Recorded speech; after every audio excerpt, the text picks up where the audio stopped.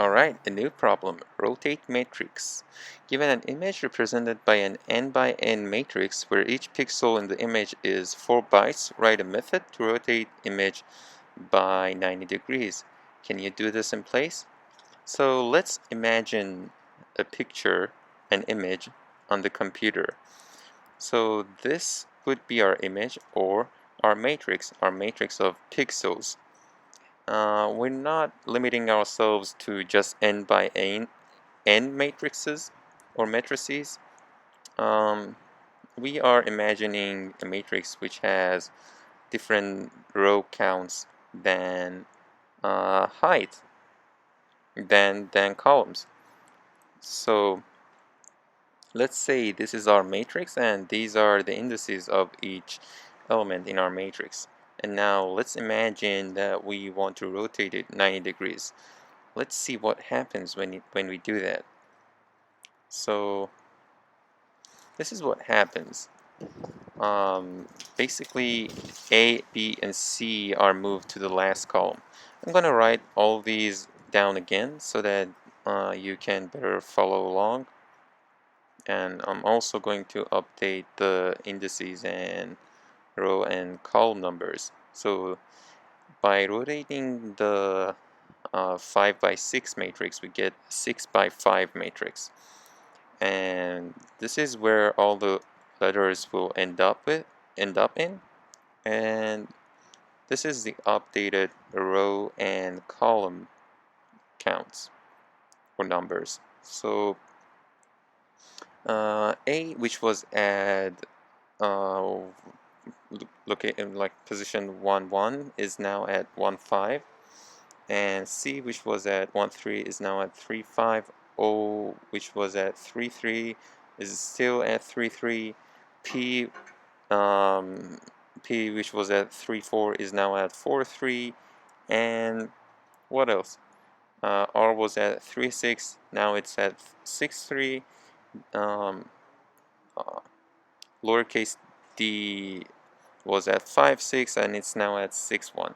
So I'm gonna give names to these layers. So the outer one is first layer, the middle one is second layer, and the final one, which contains only O and P elements, is the center layer.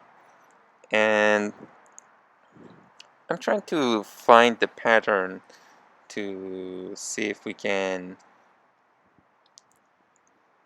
find that. So I didn't have any elements from the second layer, from the middle layer, so I'm adding that. Now let's think about this for a moment and see if we can find a mathematical pattern between the rotated indices and the previous initial indices.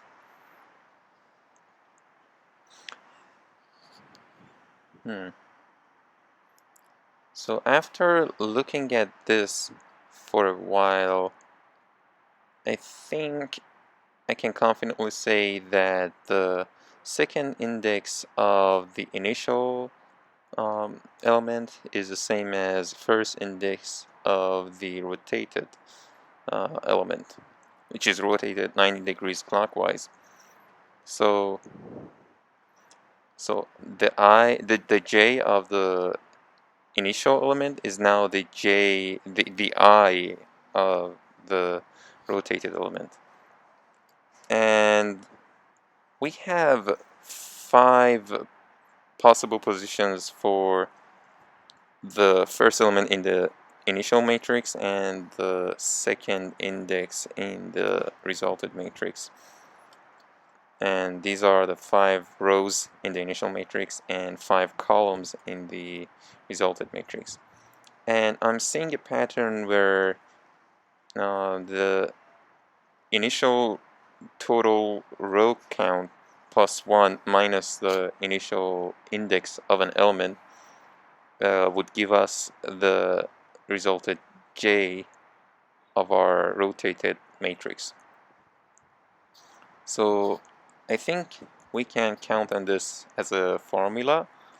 The other way to tackle this is to be more familiar with math and know how to work with matrices.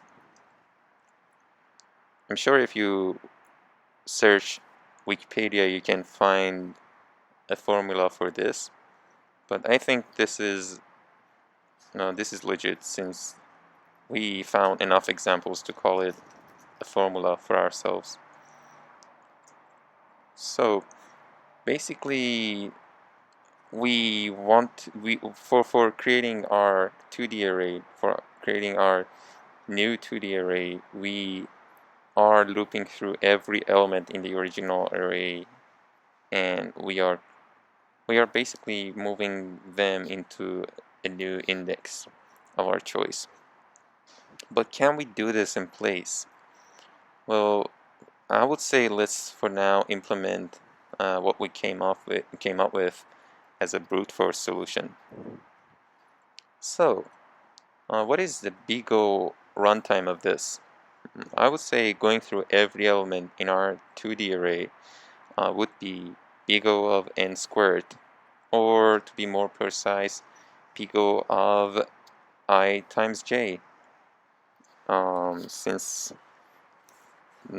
I and j are not like necessarily equal. So let's check our console to see whether it's working. It is. I changed my file structure from the previous videos, so nothing, not a big deal, but just wanted to let you know. Right? So we have a static method, and it's returning a 2D int array, and it's getting a 2D int array as well. And I'm gonna use the var keyword to initialize it, or let's create a sample array so that we can visualize what we're doing for now. I'm gonna make a 3x4 array, and let's see if we can access each index by using the bracket notation. Let's for now remove the return type, and yeah, we are getting what we expect. We are getting the element, and for the length of the array we are also getting the correct number. Let's move that array outside and call it array2d and pass it into our function and correct the input and return type. So I'm gonna print out the length again, and I'm going to print out the length of each, like the total count of columns as well, to make sure. So for this sample array, our I is 3 and our j is 4. And I'm going to use the var keyword to create our new rotated 2D array. And I'm going to reverse its I and j from our initial array in our parameter. And I think we can use any row of our array, the length of any row for our array from our input array, because the length of every row would be the same since this is a matrix. So that's an assumption that we made. Now we are trying to go through every element in our rotated array. We can use the indices from our input array, but I think it would be easier if we used the indices from our new array.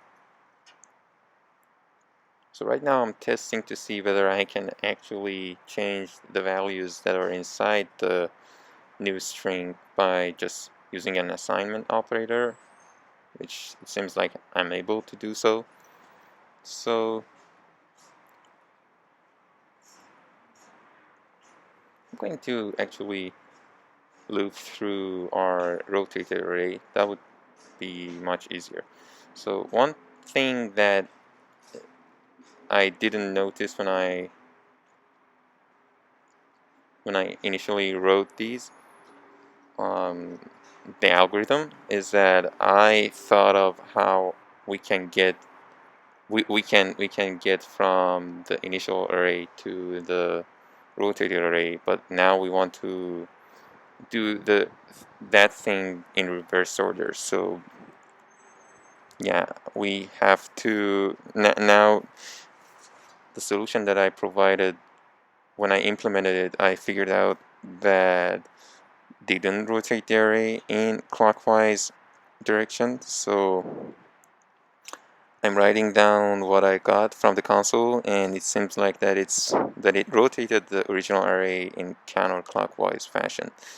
So let's now see what we expect to get when we rotate it by 90 degrees in clockwise. So we expect to get an array like this. This is our desired result. Now what's wrong? So one thing could be that I have to just play around with the indices. So the I of the resulted element would be the J of the initial element. So right now I'm not doing it right. So yeah, this is now closer to the correct way to do it. Now I have to worry about the J of the resulted element, and the J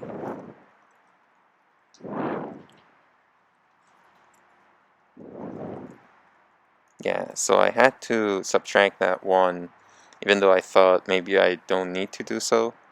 So now I'm getting the array that I wanted. So wonderful. I hope you liked it.